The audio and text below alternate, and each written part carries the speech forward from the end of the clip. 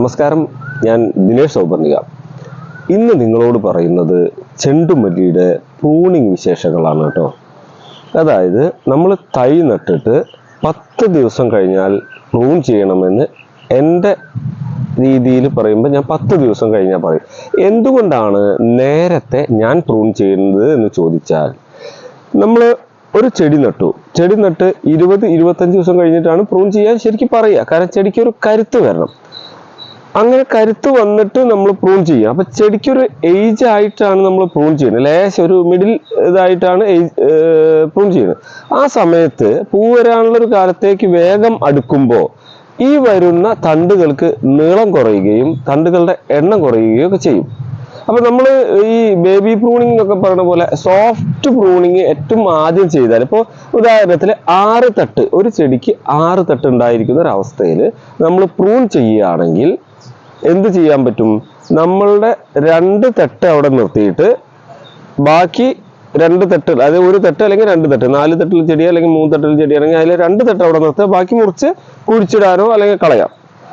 അപ്പോൾ നമുക്ക് നമ്മളെ ചെടിയുമേ ഇലഞ്ഞെടുക്കുകൾ ഒരു സ്റ്റെപ്പ്, അതിൽ 2 ഇലഞ്ഞെടുക്കുകൾ, അടുത്ത 2 സ്റ്റെപ്പ്, അതിൽ 2 ഇലഞ്ഞെടുക്ക്, ടോട്ടൽ 4 ഇലഞ്ഞെടുക്കുകൾ വരും.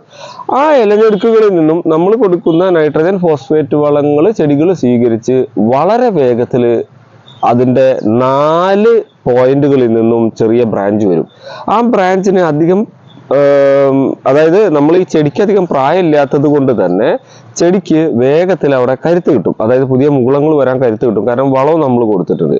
അങ്ങനെ മുകുളങ്ങൾ വന്നു കഴിഞ്ഞാൽ സെക്കൻഡ് പ്രൂണിങ്ങിനുള്ള ഒരു അവസരം കൂടി ഉണ്ട്. അപ്പൊ നമ്മൾ സെക്കൻഡ് പ്രൂണിങ് അതിന്റെ തലനുള്ളിൽ അതൊക്കെ പറയും. ആ സെക്കൻഡ് പ്രൂണിങ് ആവശ്യമുണ്ടെങ്കിൽ ചെയ്താൽ മതി. ഇങ്ങനെ ആവുമ്പോൾ നമുക്ക് അതിന്റെ തലകൾ പലപ്പോഴും നമ്മളിങ്ങനെ ചെടികളുടെ ഇടയിൽ പോകുമ്പോൾ നുള്ളി കൊടുക്കാനും, അത് നമ്മൾ പ്രൂണിങ് പറയാണ്ട് തന്നെ നമ്മളിങ്ങനെ പോകുമ്പോൾ ചിലപ്പോൾ ഓരോ തലപ്പൊക്കെ നുള്ളും. ഇങ്ങനെയൊക്കെ ചെയ്യുമ്പോൾ ധാരാളം ബ്രാഞ്ച് വരാനുള്ള ഒരു സാധ്യത ഞാൻ കാണുന്നു. ഞാൻ ചെയ്തിട്ട് ഉള്ളത് കൊണ്ട് പറയാം.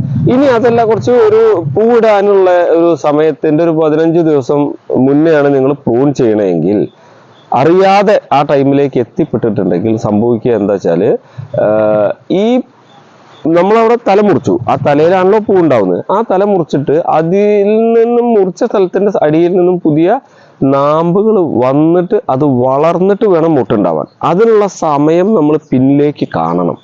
ഇതാണ് ഇപ്പൊ നമ്മൾ പ്രധാനമായിട്ട് പറയുന്നത്. നമ്മളൊരു തൈ വെച്ചു, കുറച്ച് ദിവസമായിട്ടുള്ള വളം ഒക്കെ കൊടുത്ത് റെഡിയായി വരുന്നുണ്ട്. നല്ല ഗ്രോത്ത് ഇങ്ങനെ തെളിഞ്ഞു വന്നു കേട്ടോ ചെടിയൊക്കെ. അപ്പൊ ഇതിൽ നിങ്ങൾ നോക്കുക, ഇതിലിപ്പോ 1, 2, 3 തട്ട് ഇല വന്നു. 3 തട്ട് ഇല വന്നു. 22-ാം തീയതി നമ്മൾ പ്രൂൺ ചെയ്യുന്ന സമയത്തേക്ക്, ഫസ്റ്റ് തല മുറിക്കുന്ന സമയത്തേക്കും ഒരു ബ്രാഞ്ചും കൂടി, ഒരു സെറ്റും കൂടി പിരിയും കേട്ടോ. അപ്പൊ ഇങ്ങനെയുള്ള ഈ ഒരു ചെടിയുടെ 2 ഇലഞ്ഞെടുക്കുകൾ, അതായത് ഒരു സ്റ്റെപ്പാണ്, 2 ഭാഗത്തേക്ക് നിൽക്കുന്ന ചെടിയുടെ ഒരു സ്റ്റെപ്പ് എന്ന് പറഞ്ഞിട്ട് അവിടെ നിർത്തും.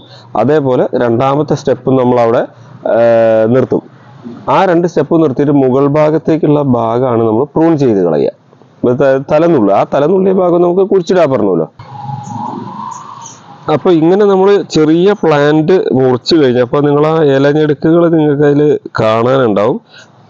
ആ ഇലഞ്ഞെടുക്കുകളുടെ ഇടയിൽ നിന്ന് 1-2 ബ്രാഞ്ച് അവിടുന്ന് തല പൊന്തും കേട്ടോ.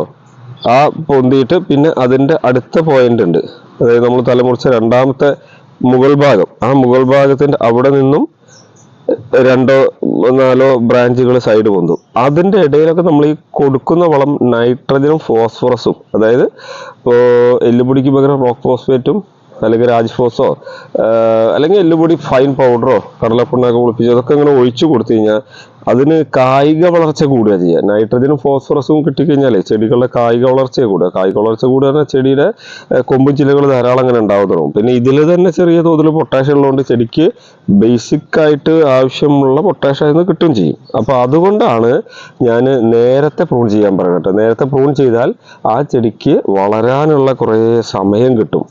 ബ്രാഞ്ചുകൾക്ക്, ആ ബ്രാഞ്ചുകൾക്ക് സൂര്യപ്രകാശത്തിലേക്ക് വിടർന്ന് നിൽക്കാനും സമയം കിട്ടും. ധാരാളം പൂവുണ്ടാവും. മറ്റൊരു ലിമിറ്റ് ഏജ് കഴിഞ്ഞിട്ട് തലം മുറിക്കുകയാണെങ്കിൽ പൂവുണ്ടാവും, പൂവൊക്കെ നല്ല വലിയ പൂവാവും. പക്ഷെ ഇത്രത്തോളം തലപ്പുകൾ ഉണ്ടായിട്ട് അതിൽ പൂവുണ്ടാവാനുള്ള സാധ്യത കുറയും. അതുകൊണ്ടാണ് ഞാൻ ഇങ്ങനെ ചെയ്യുന്നത് കേട്ടോ. നിങ്ങളെ ഇഷ്ടത്തിന് ചെയ്താൽ മതി. ഓരോരുത്തർക്കും ഓരോ രീതിയൊക്കെ ഉണ്ടായിരിക്കുമല്ലോ. അപ്പോൾ നമ്മളെ വീഡിയോ ഇഷ്ടപ്പെട്ടിട്ടുണ്ടെങ്കിൽ എന്തായാലും നിങ്ങളുടെ സുഹൃത്തുക്കളുടെ അടുത്തേക്ക് ഷെയർ ചെയ്തോളൂ. താങ്ക്